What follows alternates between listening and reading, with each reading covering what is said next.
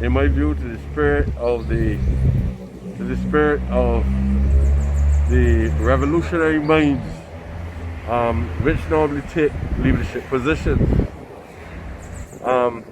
When events of this nature mushroom in society at specific times in history, it happens because most of the time people are waiting to move, but they only move when leadership emerges to make them move. And what I can give you the assurance of this is that this is not going to be a United States issue. It is now a universal issue wherever black people live, or wherever people live throughout the third world, or in the African continent, where there are men and women who are conscious of the role that we've been forced to play in resisting white hegemonic rule over the years.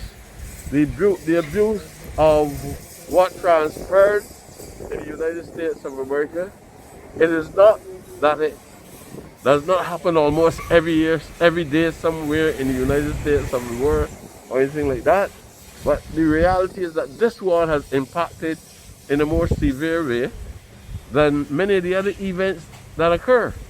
But we empathize a lot with all the other families who will lose black families, black leadership, innocent black men, innocent black women, and in some cases non-black people, especially when there's a fundamental breach of social justice, when there is sometimes a lack of respect for humanity, right?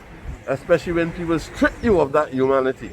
Black people will always be the way that they are in terms of resisting, because as long as that old ideology of white dominance, where white people believe that they should still continue to inferiorize black people, and where they believe that they can treat us as they want to because they believe that we are not even human beings. And that old ideology still remains in the subconscious mind of many white people, and in some cases just non-black people.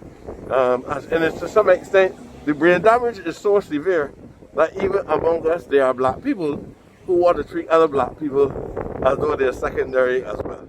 The white man has stripped us over the years of our persona, and sometimes they don't even want to respect black governments.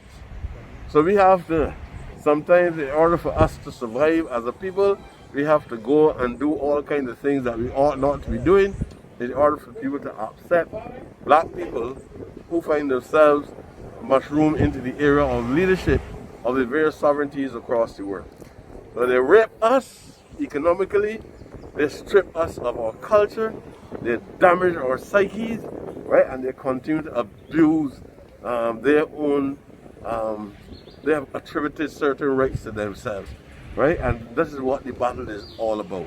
Until we can bring about the required reforms that are required, until we can go back to the table and make it important that we change the laws that to some extent give them special privileges, especially like in Barbados, where people believe that they have special rights to accretion of the land spaces on our beaches.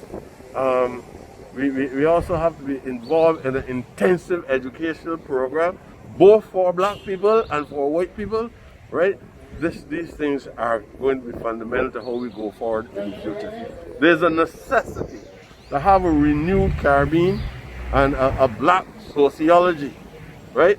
So that people can understand who we are, and we can even understand who we are as well, right? And this event that occurred in the United States of America has actually re-energized and given a major rebirth to black people's struggle all across the world, and it is not going to stop. From here on, there'll be no turning back. We must resolve problems at this point in history in my lifetime, and I can give you the assurance that Trevor Prescod will remain central in this small island state to that struggle for justice, for freedom, and for liberation of all people in general.